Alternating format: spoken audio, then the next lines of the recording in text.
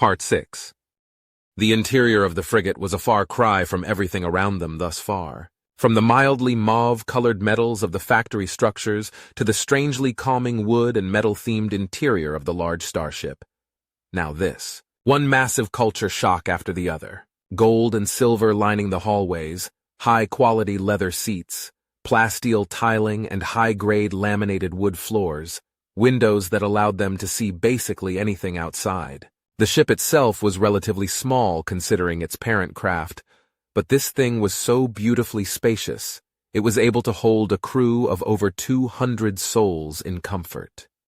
As they entered, they noticed the bar, fully stocked with any drink imaginable, a kitchen with a robotic tender and a small armory, stocked to the gills with some seriously vicious-looking weaponry. Thorn smiled happily as he saw the arboretum, a small but beautiful sanctuary of greenery in a circular room surrounding a carefully tended bonsai tree. Both men noted the pantry and crew quarters, with the majority of facilities being worthy of royalty. Taurus noted the diplomatic quarters, and had a bout of royal snobbishness when he noted they were of higher quality than his own royal chambers. Marcus headed towards the cockpit and plugged himself into the ship. Okay then, find yourself a seat. Your Majesty, you're in the cockpit with me. I need a navigator. Thorn, are you going back to your village or going with the king? I shall return to my village. We have many preparations to consider, he responded. Then to the village it is. After that we pay the canyon elves a visit. Oh, and just in case, I have loaded the cargo hold with small 300-gram ingots, about 200 kilos worth. That should be enough in case we need to, what's an eloquent way to state this? Bribe people, Marcus said, and the ship shuddered as its engines jolted to life. 200 kilos! Thorn said in despair. Dude, relax, Marcus said. Why do you not need gold? Thorn asked. Hexalon, carbolite, and titanium. We don't need gold or silver because we have hexalon, which is a superconductor of unrivaled quality. We have carbolite, which is an alloy of titanium, chrome, and steel, which is used for everything from ship hulls to toasters. We don't need gold or silver because we have better, Marcus explained calmly before the ship left the platform. Oh, okay. Well, that answered my question, didn't it? You really think I'm dumb enough to give a medieval society, even one that uses magic, enough gold and silver supply to shatter their economy 100 times over? Police, Marcus replied with a chuckle.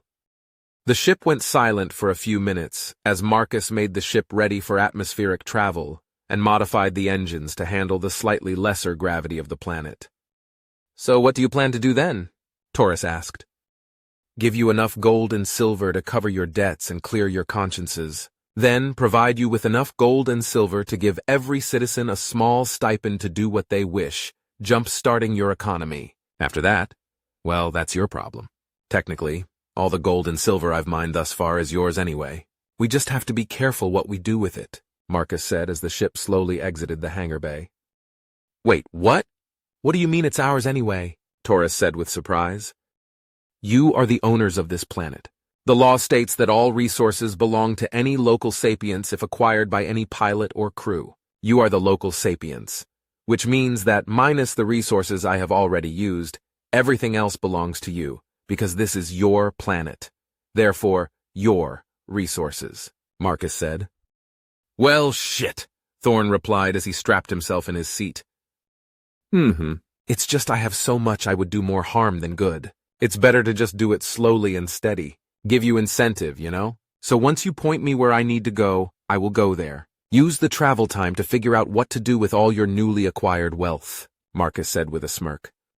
Thorn and Taurus went silent for a few minutes as the ship's engines spooled up and the ship started to move. Taurus started talking to himself as they moved along, mumbling things to himself and scratching his chin. When they arrived at the capital city, Marcus landed on the outskirts of the city walls. Guards immediately went to their stations and surrounded the landing platform. The king and his paladin headed to the exit, still in deep thought. A set of stairs appeared out of the side of the ship underneath the airlock, and the party made their way out onto the ground. The king had a stern, thoughtful expression the entire time, his left hand idly rubbing his chin. Wordlessly, he waved his hands ordering his men to calm down and return to their stations and, still in silence, headed to the palace.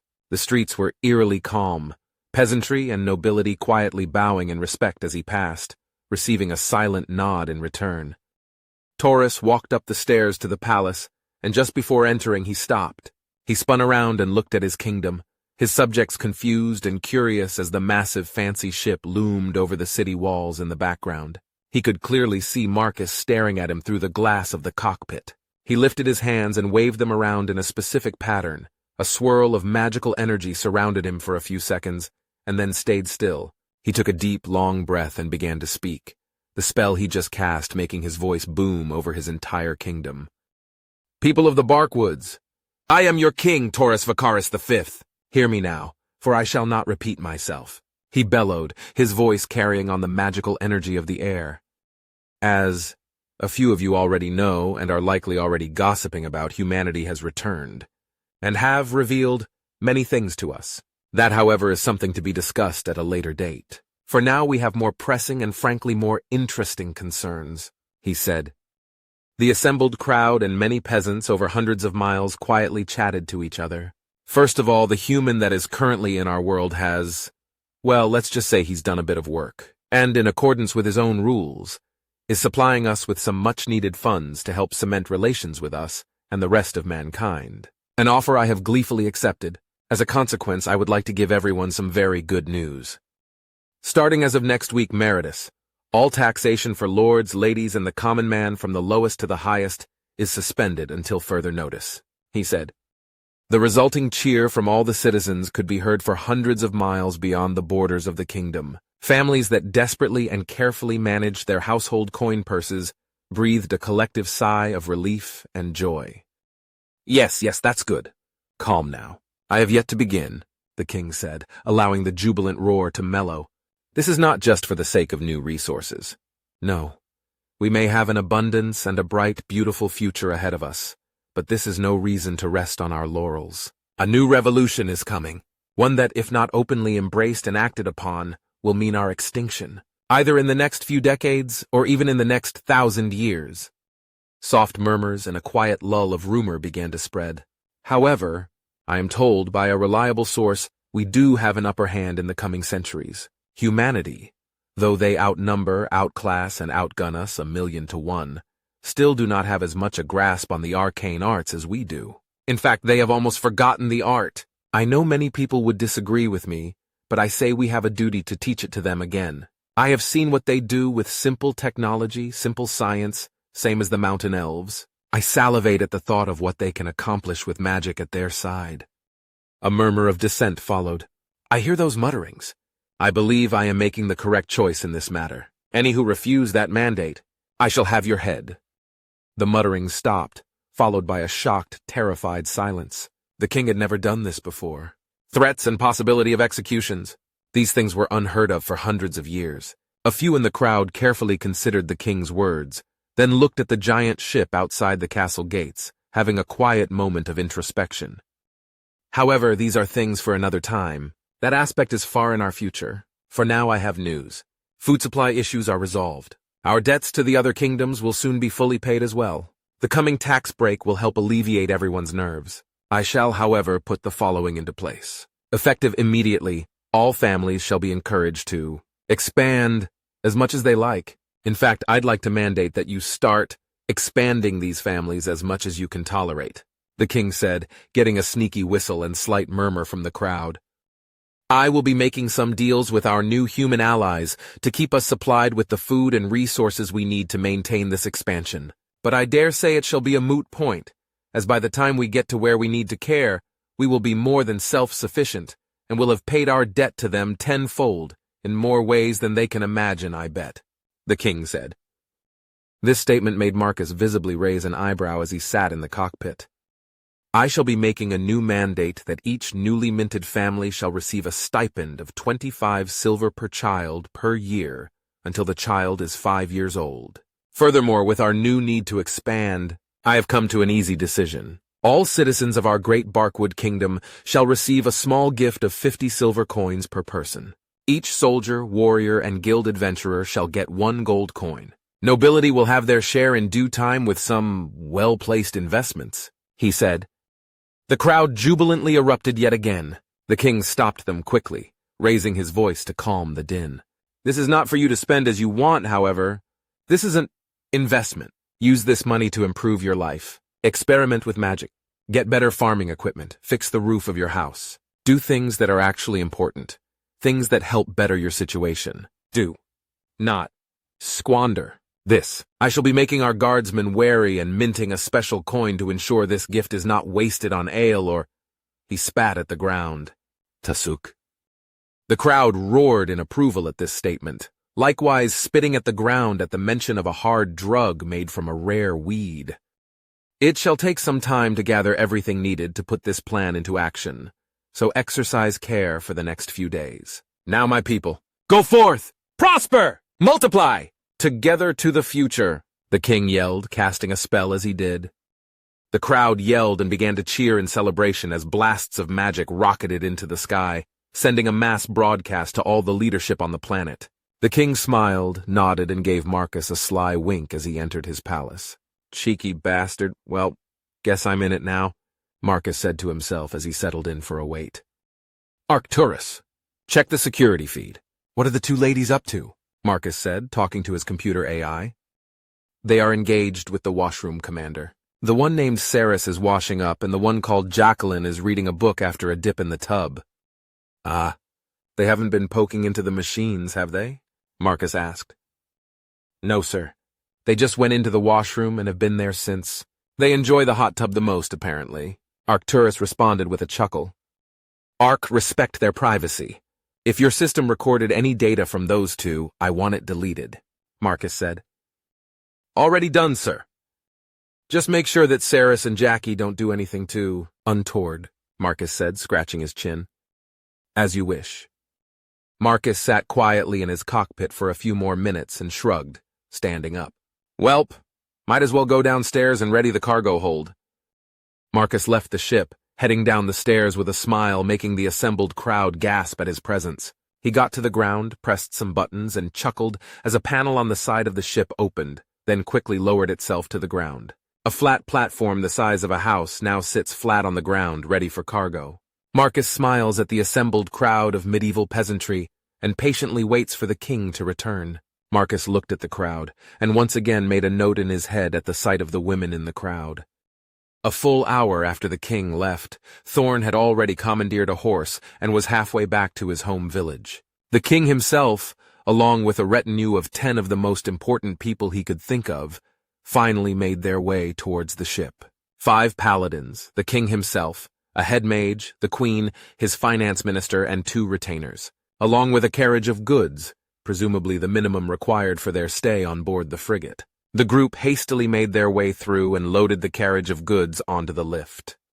Marcus, ever the sneaky boy, decided this was the perfect time to present his wealth, and a drone appeared at his command, carrying a pallet of 25 kilos of small ingots of varying sizes of both gold and silver. The assembled crowd gasped audibly at the sight of so much wealth. A few extra guardsmen hurried over to protect the precious cargo and loaded onto the carriage to be sent to the mint. Marcus simply smiled as the finance minister gawked at the treasure loaded onto the carriage and barely stuttered a coherent, "Thank you," before hastily ordering it to be taken to the mint.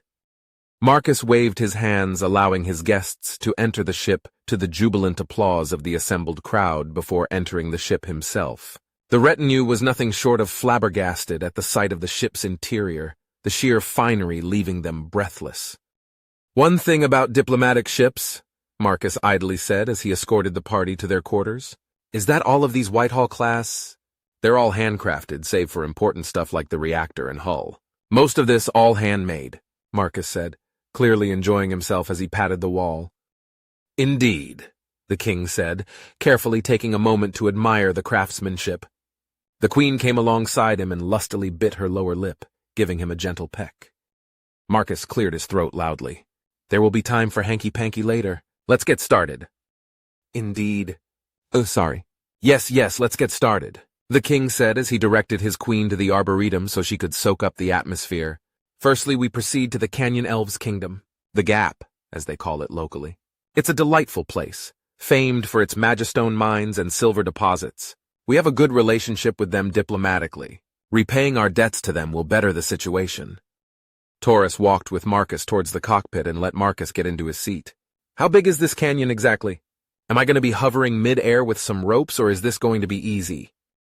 The canyon is 3 miles deep and a half-mile wide with nearly a 50-mile distance from end to end. You'll be fine. Most of the elves there make their cities by carving their homes out of the bare rock. You should see the craftsmanship. It's magnificent, Taurus said with a proud smile. Well, looking forward to it. Right then, plasma on, thrusters on, proximity warnings on, and liftoff. It is right over that way, so I'll keep the engines hot. Oh, and for the sake of reference, we still have 175 kilos of gold and silver aboard, Marcus said. Meep, he replied in kind. That is the answer I was hoping for, Marcus said with an all-too-happy chuckle as the ship started to move.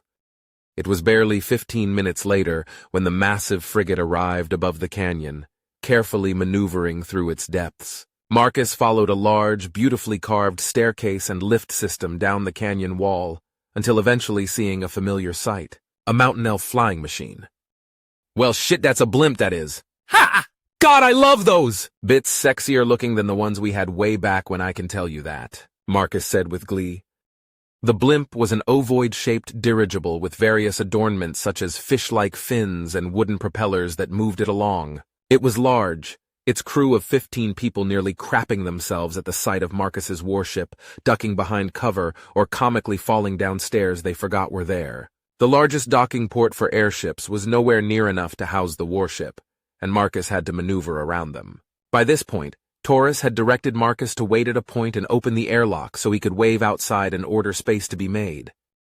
A horn of some kind flared and sounded loudly on the dockmaster, seeing the sight of the king waving at them, using his magic to amplify his voice. A few frantic calls and loud bellows later, gears were churning and wheels were running, and a complex mechanism moved the docking points out to the point where Marcus's ship could move into position, deploying the boarding ramp.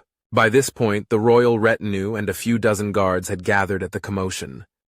Marcus set his ship to auto and went to the airlock as well, his appearance gaining a gasp of shock from the crowd, as well as murmurs that the rumors of a human were true. You must be enjoying yourself, Marcus. I can't wait until we have the chance to visit your home world. Earth, was it? Well, that's not possible. Earth is long gone, Marcus replied and walked down the ramp.